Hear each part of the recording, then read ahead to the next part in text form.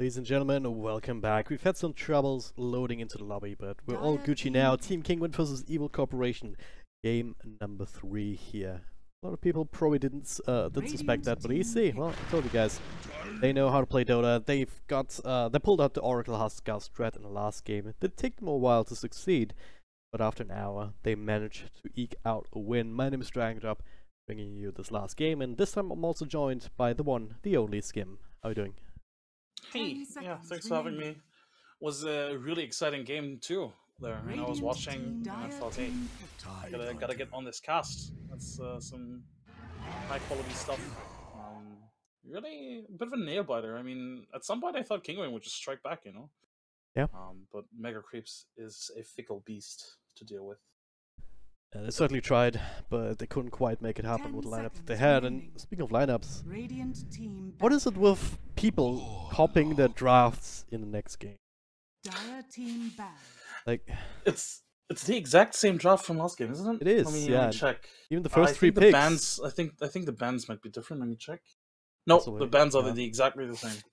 I mean, even in game 1, we also had the tiny first pick, then Titan or Jakiro for Team Game. Yeah. Then the Warlock was different. 10 seconds remaining. The first difference here is the Oracle ban. So don't want to deal with that Oracle Huskar again. That certainly was very difficult to deal with for them. You could see how they struggled to really deal with the Huskar when he was sieging towers. They didn't really want to go in because they knew obviously the Oracle was going to be there with the save. It's just very annoying if you don't specifically draw for it as well. So good for them to take it out. Dire team back. Yep. Now the Ursa as well. So there's still possibility for Huskar. I mean, there's some other saving heroes. You're thinking about like Dazzle perhaps. But with the Warlock already in the field, you maybe don't have as much freedom to take that. Even though Area, who's at the 4th position for them, has been playing the Warlock in the last game. Doesn't necessarily mean that he will this time. At this point, we see the draft of the Verge. Maybe they can go pick up the Clockwork or something else for him. He can make a little bit more action happen with, because, well, Warlock, very passive hero, very defensive hero in nature, for the most part, until he gets to the 6th, and he can maybe use that to secure a few tower pushes or team fights and whatnot. Warlock, a very interesting hero, not very popular in the meta. Has mostly been a niche pick for a couple of teams. Complexity picked it a couple of times. It's a strange hero, especially as an early pick, because it's a very weak hero in the laning stage, very exploitable. Is very slow, only has a heal, and I mean, I guess Fatal Bonds, and then that's slow, but those aren't really spells to use in the early game too often, or rather, there are better spells in the early game to use. So this is definitely something that Kinguin could look to exploit, and by all means, Tidehunter, as an offlaner, is very difficult to deal with in the lane already. I will say though that as a zoning hero, Warlock isn't too bad. He has a pretty long attack range, and his attack animation isn't too bad either. I'm not actually sure about his attack damage, but I mean, he's not going to zone at a Tidehunter completely. Very unlikely, very difficult, but. Unless Kinguin picks something like super, I was about to say super aggressive. I don't think the Earth Spirit is going to be super aggressive with the Titan of the offlane. This doesn't really work too well. They don't have a lot of kill potential. So generally speaking, I think the safe lane should be fine for Evil Corporation. You don't have to follow up, so you don't really want to gank the Titan to lane, because he can't really provide any, as you said, no kill potential. So. But yeah, we saw that same kind of dynamic in the last game. Warlock just trying to deal with the Tidehunter as he comes into contest pulls and whatnot. Tidehunter couldn't really get close to the Huskar though in that lane. So yeah, it worked decently well. For Evil Corporation at the very least, because you had the Huskar more free farm, right? Yeah, exactly. Another Void pickup from Evil Corporation, this time is a 3rd pick. Most likely gonna be their offlaner again. It's a fine pick. I'm not sure how he did. How did he do in the laning stage in the last game? Very badly. He could not really get anything done. He was zoned out time and time again.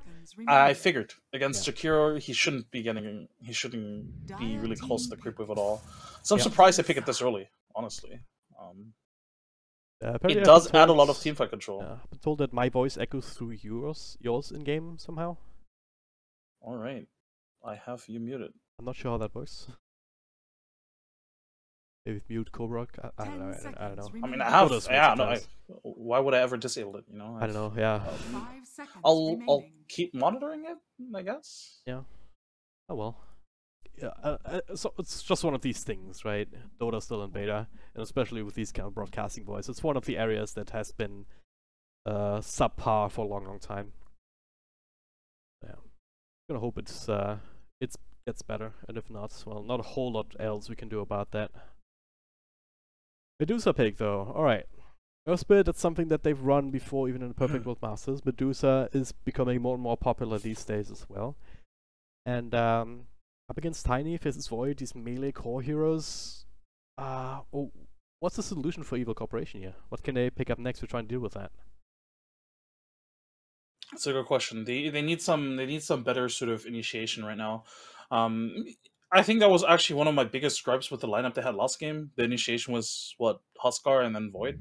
That's not really great initiation, right? And they need something to sort of jump the Dusa, get close to her, because they're gonna get kited really if they just want to run in. Even if they have a blink on the Tiny, it's still not gonna be an easy initiation onto the Dusa. I like the next assassin. It is sort of an initiating type, of course, with the Impale. It creates a lot of confusion. It's really good against the Dusa, of course, with the mana burn. Yep. And generally speaking, just a good roamer overall. But I think the mid hero needs to be, or I mean, most likely it's going to be this Tiny mid again. But I would love if the last core was some sort of like more aggressive style mid game, sort of like playmaker, right? Something like a Puck, like a Queen of Pain. I know Puck's been banned, but something in that regard. Yep. Because I feel like right now, and that's also again was my gripe in the last game from them, their lineup is a bit greedy right now. Like, they just don't really provide a lot right now outside of, well, we have the Chronosphere, but what do we do during the Chronosphere? I guess we Warlock Ultimate. That's it, right? Pretty much. So something that deals more immediate damage, especially early on, would be very preferable here. Otherwise, you're gonna play against the late game Dusa, and you don't really want that. Like, if Kinguin have a Dusa in that last game, they probably win in like 60-70%. If that's not a PA but a Dusa, they win 100%. Yep. Well, see what Evil Corporation want to pick up. They don't have a lot of reserve time left, so they're gonna have to settle for something soon. Queen of Pain wouldn't be the worst. Gyrocopter, if it wasn't banned out, would actually be perfect here, I think, out of mid lane. Get some extra range, plenty of spells to throw into the Chronosphere and whatnot. Able to match the farm a little bit, but it's a slog. Alright, so bit tiny, perhaps. Slog save, Void offlane seems to be the most likely here, but yeah, you don't want to run Slug against Medusa mid, right? It's hard enough as it is with the Mystic Snake. Even for Tiny. Alright, so very melee heavy lineup. With the Chronosphere on top, it's not common. It's not easy to pull off, but you can make it work, right? If you manage to play the Chronosphere properly. Well, you say that, but did you see the Void in the last game? Yeah, I mean, no, look, I don't mean to be mean, but those are some questionable Chronospheres. Yeah. I understand why he was really hesitant at times to drop a Chronosphere because it can, break the game, but I mean, come on. Definitely not his best game as a Void. And like I said, it's really difficult in this game as well, but generally speaking, I like their lineup a lot better. Justice Slark is pretty much what I said, right? He's like a mid-game sort of like dominator, sets the pace of the game, very aggressive, can deal a lot of damage early on, and it's just generally good against Adusa with the stat or with the essence shift. Yep. And they don't have a lot of good answers to it, I don't think. Yeah, you have the silence, but generally speaking, you want more AoE sort of like control and outside of Ravage and I guess Ice Path. Although obviously, both aren't necessarily great spells against them either. So very telegraphed, so you should always be able to get the Dark Pact off. You see these kind of spells coming out. So Exotic Deer, not the worst. Like again, that's also projectile stun though. So Ryujin can technically outplay most of what Kinguin has against him. If he doesn't though, then he can end up being very squishy, especially with his Vengeful Spirit in his core role. I actually really like that because you do have the Medusa for the late game. Exotic Deer will then still buffer up, but you still have this aggressive potential between that, Alisage and Katsor of course as well, being very effective here if they get levels into the spell. And also around this Titan to Ravage. Like, you're not just reliant on using that as a threat to keep Evil Corporation away so the Medusa can farm. You can also actually make some kills happen yourself, take control of the pace of the game, and then you might not even have to take it all the way late. I think I have to restart Dota, but I mean they're paused anyway, so whatever. I think one big issue for Kinguin right now is that they don't have a hero that builds into the Hex or the Scythe of Vice. It's usually one of the better items against the Slark because you can't purge it anymore. It's actually a really strong item right now. And I think that could be an issue going forward. Obviously, the heroes could technically pick it up. I've definitely seen Dusas pick up a Scythe of Vice, later in the game. But generally speaking, it's not really a great item pickup for her because obviously, it doesn't, like, the stats aren't good for her at all. So this could be an issue if the game goes late. But if the game goes late, then you also have to question: can you really kill the Dusa effectively? They have the defensive swap for it, so if she ever gets Chronos here, she can swap her out. They have frontliners with the Spirit or with the Earth Spirit with the Tide Hunter. They have a lot of good counter initiation. Like, this is, I think, one thing that I think allowed Kinguin to play so well in the last game. They had really strong counter initiation. The Tide Hunter went in the back line with the Chronos, countering the Chronos here by just ravaging everybody else. Yeah, you hit a 3-man Chronos here, but if everybody else is ravaged, you're not going to kill anything in that Chronos here. So this is, I think, something that Kinguin will just what we saw from Penta yesterday, or was it 2 days ago? Just play around the Dusa, just buy her as much time as possible, and then rely on the Dusa to carry you. Yeah. Certainly seems to be a very effective strategy these days, and yeah, it's going to be down to Evil Corporation to try and play around that. Just leveraging the Nyx Assassin, leveraging the Chronosphere more than anything else. Gonna be hard, but I can definitely see it happening. Alright. Same thing, Kinguin, they're very determined as well, right? They want another big LAN event. You know what I think fixed the whole mute co-caster thing? Just toggling that option. Like, I had it enabled, but I clicked it, I toggled it, and now it's working. I'm pretty sure it's working. So, sorry for all the Dota TV viewers out there, but Dota is just really stupid sometimes. Well, again, I have no explanation for that. It should be working much smoother than it is, considering how long these issues are there and kind of cropping up now and then. But, well, Valve doesn't really work that way all the time. You need more Reddit threads about it, I guess. One way to make them do anything. Indeed. The Titans are starting out with 10 tangos. Oof, that's a lot of that's a lot of region. Yep. It's tough. Tidehunter against Slark is a really tough lineup, tough matchup actually. Oh, yeah. You'd think that again against any melee hero, Tidehunter usually does well, but there are some heroes that are a bit special, and Slark plus Warlock against Tidehunter is actually really difficult.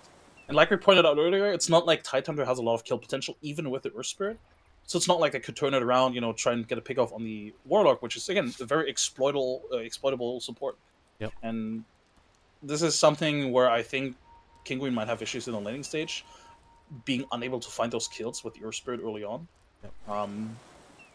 Void is also not an easy hero to kill, obviously, with Time Walk. And then you have Tiny Nyx, both rather tanky heroes. Well, it's not easy. And if they do make the decision to perhaps rotate the Jakira into the top lane as well for a little bit, and just try and surprise them, have that extra bit of slows and whatnot to work with. I mean, Slark in some of these circumstances, if he gets gone on, if you start to throw the damage towards him, until he hits level 6, he doesn't really have the best defense utility against that. So he can also be exploited like that. But at that point, you end up with a 1v1 matchup in the bottom lane where Faceless Void can get his levels. So it really depends on what you prioritize more. That being said, though, Faceless Void, he's going mid this game. By the looks of it, perhaps? Yeah, no, I think they're making their lane swap because I believe that they scouted out that, the Tidehunter was going to make the swap towards the bottom lane. And they definitely want the Slark Tidehunter matchup. Because Void, Void gets trashed by Tidehunter in lane. Yeah, he is a mid. I mean, that's just the share tangos, so... And Tiny making the fight up top. Yeah, definitely want to give the Slark the Tidehunter matchup. As for whether or not you want Tiny or Void mid, that's a bit surprising. Honestly, I would have preferred that Tiny mid just because I think he can do much better in this lane. But maybe it's just a kind of preference thing. Yep. If Lensmeister was saying, you didn't hit your Chronos last game, I'm gonna take that and show you how it's done. Basically, yeah. Who knows?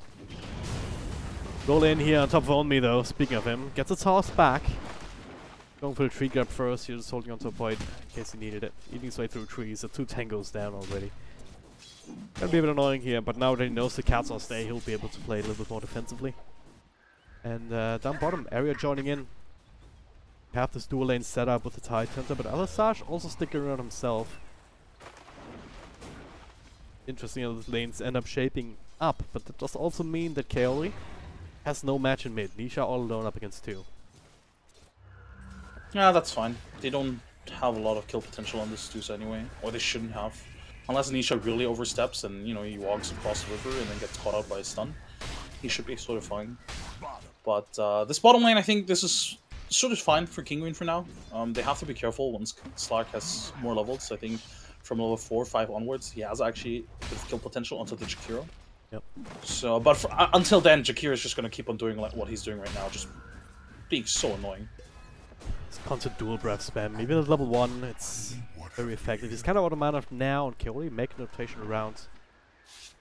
Almost and getting in range to cancel that with perhaps a mana burn, but doesn't quite find it Kinguin defensively enough. So I'm not sure if they actually saw the Nyx Assassin come in. So what I really dislike about this lineup, or this laning stage from Evo Corporation, is that they give the farm priority to the Void effectively. And well, I the thought Void is... jumping Alisage are done with his bullshit. Trying to bring down Alisage. Oh, Dark Pack actually, but a nice little follow-up stun for Kaoli. And secure the first blood. Pathos unable to really put enough damage onto the Slark, and now, in fact, he might be in trouble as well. They have another jump in a couple of seconds. Stun. Well, looks like he'll make his way back out. And now the roller from Katsuo. He has to jump away. Double stun from Kaoli. Your Reagent survival, but only just. That's might be able to have an get impact area with the slows. Pathos does another spell here in case they need it, but the right click's not enough. Alright, one front trade down here. First blood advantage going towards Reagent though. But still, on level 2, that was the south, only 1 tango left. Gonna run out of Reagent before long down here. Yep, it's gonna be a tough end. I wouldn't be surprised if we see more 2v2, 3v3 kind of action here. The other lanes don't really need a lot of support. Exotic Deer certainly doesn't need it against the Tiny. And again, it's not like they have a lot of kill potential in this Deuce anyway, or the Void. So I wouldn't be surprised if both runners decided to spend a lot of time down here. You know, both the 5 position supports, Jakiro and Warlock, actually pretty easy targets to kill. Yep. Although I guess, as I say that, looks like they're rotating the lane back out to top lane. I think that's actually a pretty good move from Evo Corporation. As much as you want that matchup against the Tide Hunter, I think you have to realize that this bottom lane is currently losing. Yeah. You'd rather have Slark with a little bit of easier farm to work with, even if it does mean working up against Vengeful Spirit. Ario will probably eventually make his way up top there as well as Kaoli. Pops down a ward, he did see the Jakiro making that same rotation, just continuing to be a nuisance to the Slark.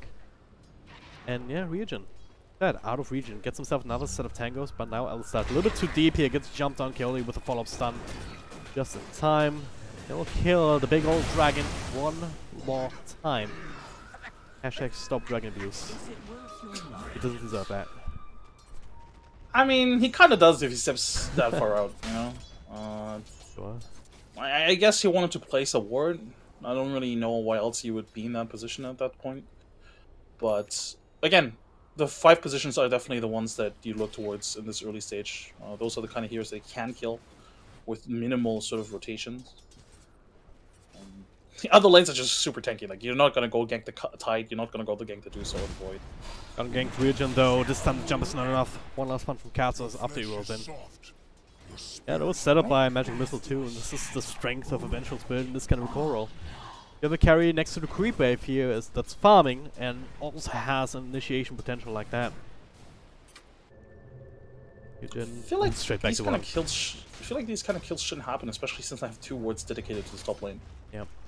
You know, you have 2 wards. I'm not sure. I didn't quite see it. Maybe Katsuo played out of like the perfect Fog of War position, but I feel like he should have been scouted.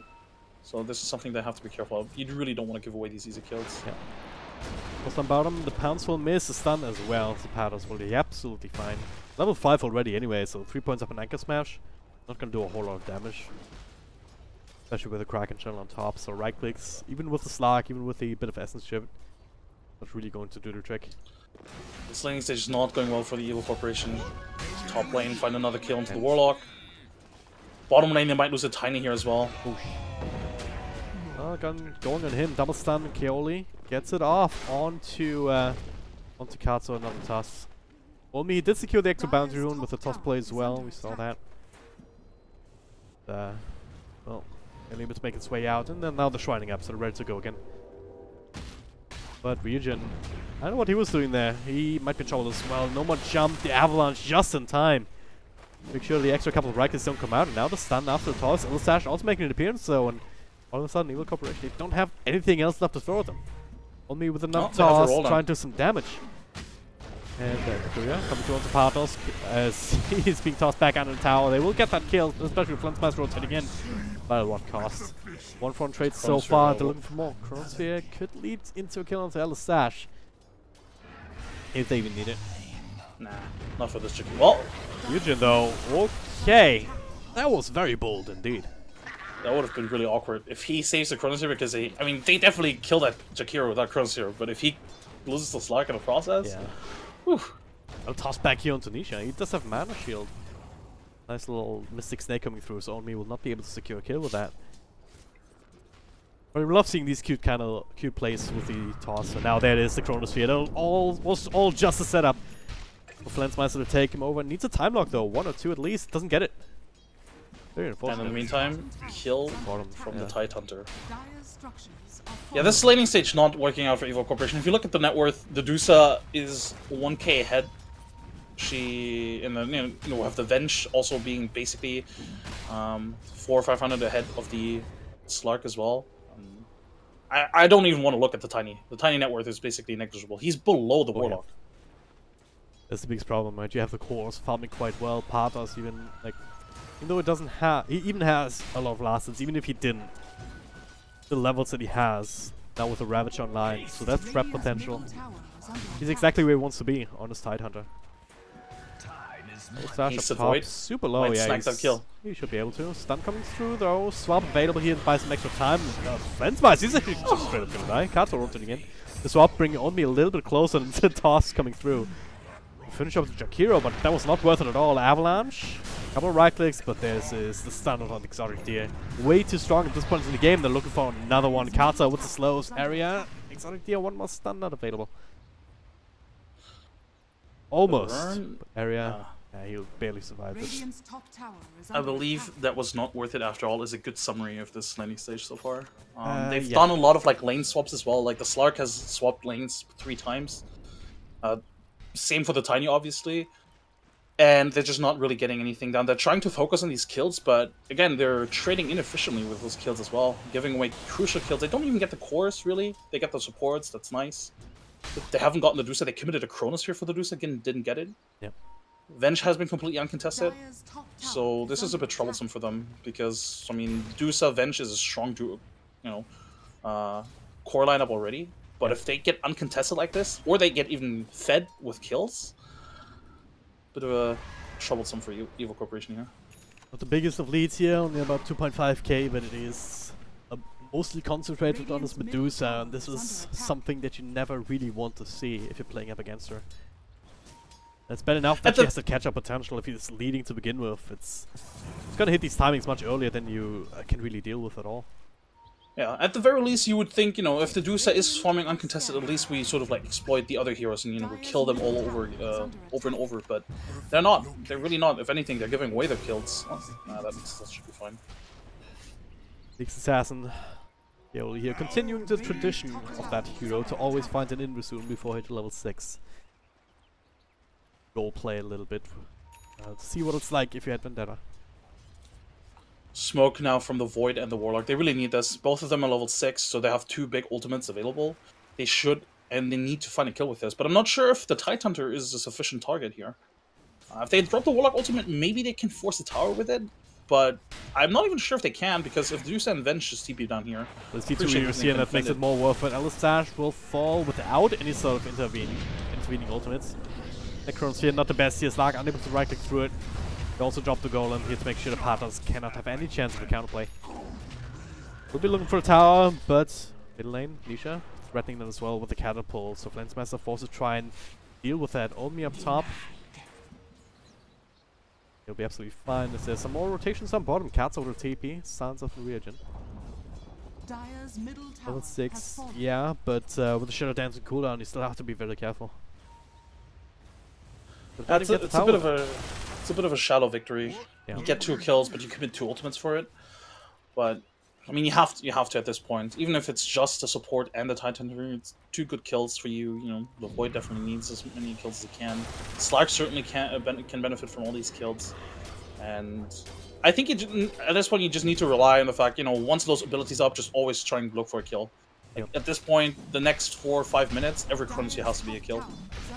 Is there any way that they can leverage the Vendetta now from Phoenix Assassin? Kaoli just hit level 6 as well a moment ago.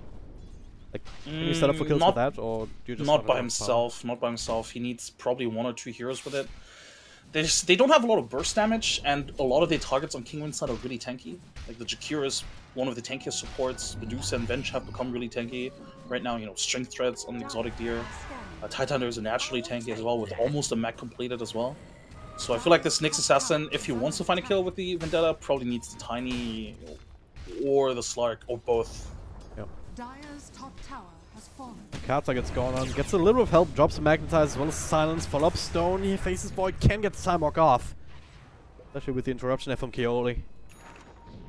Again as well from Patos. You have another Ravage available, so they're definitely looking to not let them get away with that.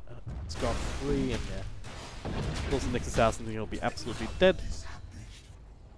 And this is not helping, right? If you give up kills like that, after being a little bit too bold, barely getting out on your core, but still losing your support, this is just continuing to fuel up Kinguin. And again, look at this Medusa. 7.5k now to the 4.5k on Slark as well as faces Void. You only have Dragonlance, you're gonna look for the completed Hurricane Pike, Basket Mana to work with. And after that, you can start looking about these bigger items, the Butterflies, the Scotties. And at the same time, when the mid fight happened, the Jakiro was gone on bottom, and they couldn't kill him. Like the Slark and a Warlock couldn't kill him, and that I think is a pretty good sort of example of this game for Evil Corporation right now. Maybe they can get Avenge here. She's pretty deep in. They have Chronosphere available as well. Go about this one here. Patos a really good position to just counter it out, walk back in with the Ravage. We'll see a Lesage. Cards are not far away either. Yeah. Good at him to walk out of that area too, because the Sentry Ward is down and available now. And just have to give up this tower of Lensmeister, kind of wasting some time here. Well, the rest of his team trying to do what they can, trading for mid. They don't have really pushing power either. Visage, yeah, coming through. This gets stunned up, but he's baiting. Look at these other TPs coming through. Katsu double stun, still keeping Visage alive for the time being. Now with Magnetize, Regen will get the last hit, but what Castle Ravage? Actually, he's trying to swap him back into it. That'll be enough regardless, even without that hitting. Yet another indication how far behind you are. You kind of with the Ravage, more or less. Still getting kills is still like, got that momentum here. They're looking for a tier 2. No Jakiro, so no liquid fire spam. It's still level 1 anyway. Because you like to go for the value points into the ice power, but still. This is just, I think, you know, basically the greediness from their lineup sort of biting them in the ass. It's just drafting this tricore of heroes that all need a lot of farm can't really, you know, I mean, they need a solid landing stage at the very least. Like the Slark, yeah, it's a good mid-game sort of dominator, but he needs a good start. Otherwise, he can't really transition into that. Like, against these tanky heroes, he's not going to find solo kills that easily. And then also the fact that they prioritize the Void over the Tiny, because now the Tiny has to farm up before he can start, you know, pushing down towers. Yep. He picked up a Blink, which I like, because they definitely need him as a sort of like initiator and ganker right now, more so than a tower pusher. Yep. But even his combo right now, if they just pick up like a diffused range up on one or two heroes, it's not going to insta-kill anybody. Yep.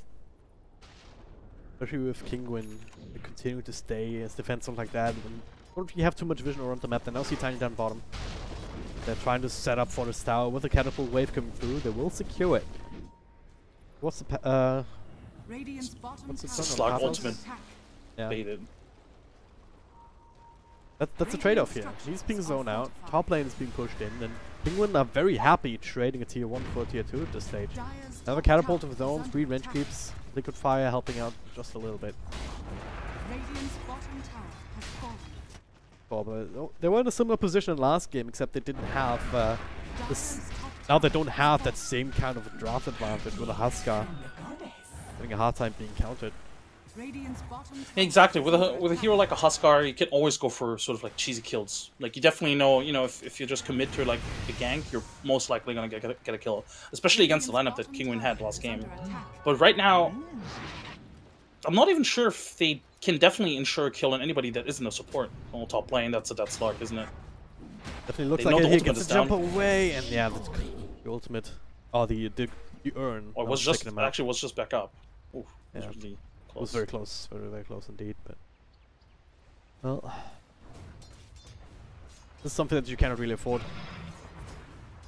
Very least you have the Well- void, it's time to get more and more damage and yeah, farm in general. It does have the Mask of Madness, so higher chance of getting a couple of extra time locks inside these chronospheres. Maybe you can snag a kill with that, Dire's but top tower is under Atos, he attack. already has the mechanism to help out. Has the Blink Dagger queued up as well as the Hood of Defiance. We're gonna finish the latter one first. So he's gonna be able to help out a little bit. Isha very tanky in his own right anyway. Well, So, we've like, been painting a very same time, they still have the sort of like wombo combo potential. oh yeah. They definitely can hold high run very efficiently with Chronosphere, with Warlock Ultimate, with Fatal Bonds. There's so much potential for like a bad positioning from Kinguin can immediately turn the tides. And once those items do come up, they can threaten the supports and potentially even the Vengeful Spirit if she oversteps. She has a Mask of Madness, can be very squishy if they catch her off guard. That could be a kill once the Slark has, his Diffusal Blade up. So it's by no means this is over, but it's just very difficult for evil corporations to play this right now. They're trying here to push in these lanes. Force Kinguin back from already going high ground or just sieging it just a little bit. But they're not in a position where they are required to do so. I mean, game number one, they hit the timing with Exotic Tears Longwood. They were very happy taking it. In this game, well, do whatever they want and gonna get them roached. Get themselves an Aegis. While bottom lane is still only slowly being pushed in, even with a macro power from Radiant Jakiro are scanning. slowing that down even further. So, good cooperation there. Not really being as efficient as Kinguin is across the map, with a farm, with the pushes. Now we have the threat of a Ravage, plus an Aegis on Medusa.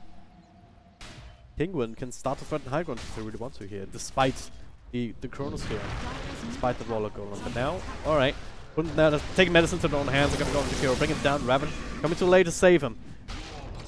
A bit of a waste there from Patos. Yeah, but surprising that he would go for that. Even if he saves the Jakiro there, it's not like the Jakiro can, turn around and instantly kill all of them. Yep. It was maybe a bit of miscommunication, maybe expected somebody else from Kinguin to also TP. Can definitely happen. But at the same time, for Kinguin, it's not easy to walk uphill. Yeah, you have the Aegis, and you have all those items up right now, but it's not easy to just walk up and siege. There's so much kill potential on Evil Corporation's side in those choke points.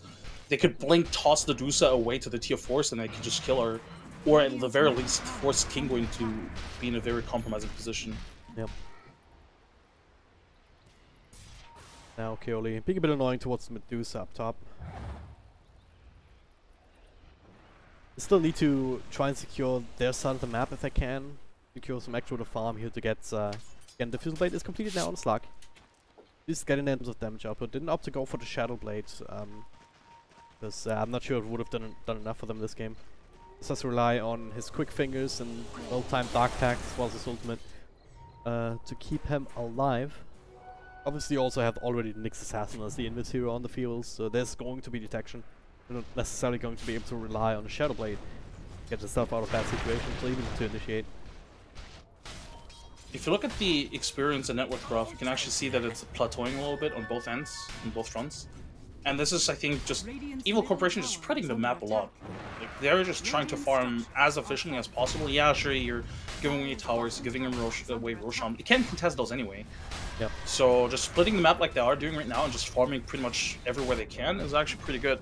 And they do have some good items coming up, Yep. Yep. I mean, we have double Diffusal Blade now on the cores. There's a Solar Crest on the Warlock. Those are good items to pick up this early. Yep. I mean, not this early, but at this stage of the game, I suppose. Gonna have to put them to use though, and double damage on Tiny for a little bit longer, but doesn't seem like they will. Okay, they're gonna try. Bring down the Vengeful Spirit, but down to half health only here. Chronosphere on a couple of targets. Doesn't quite get Medusa though. So Nisha gets the ultimate off with plenty of mana. Still trying to burst him down with a Fuel Blade. Not gonna work out. Flensmeister. He's silenced here from his own Masked Madness. Can time work out, so he will be the trade in exchange for Exotic Deer only. Still afraid though of a couple of fatal bonds here between Alisage and Nisha. Trying to at least get that one extra kill, but well, at what cost? There's two more heroes. Medusa still in the middle of that, still holding on to the Aegis. The buyback is forced out to keep the rack safe, but they still lost the tier 3 tower very early on into the game. Kinguin putting themselves up for continued success here. Didn't even have to use the Ravage that fight. Yeah, if they Chronosphere the Dusa, that's a completely different fight. Oh yeah. Her getting the Stone Gaze out was so huge because it was basically, it made the Chronosphere almost useless.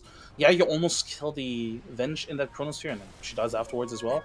But if they get the Dusa and the Chronosphere, they probably find 3-4 kills there. Because that was actually a really beautiful combo, you know, Fatal Bonds, Warlock Ultimate on top of it. I'm a bit surprised how they all initiated that with the tiny jump in. If you blink in that aggressively, I think you just toss the Vengeful Spirit back. And then if she wants to get out, she kind of has to aggressively, or she has to defensively swap either a teammate or... I don't know. I think they could have potentially played it a little bit differently. Definitely used to be that here, not just a missile, but still punch back into an ice path and whatnot. He ran into a sentry ward. Katsuo slowing him down long enough for Exotic Deer to TP in. And Scotty now available. Radiant's top tower is under still attack. feels really, really bad. Like, Radiant 16k net for structures Medusa, are so freaking fortified. strong. Now he lost one of the heroes. Isha still And has the double Aegis for ultimates are 30 down. seconds. They know this. Yeah. No ultimates are available, or the big ultimates aren't available. Don't say again in 10 seconds or so, but that alone might not even do the trick at this point anymore.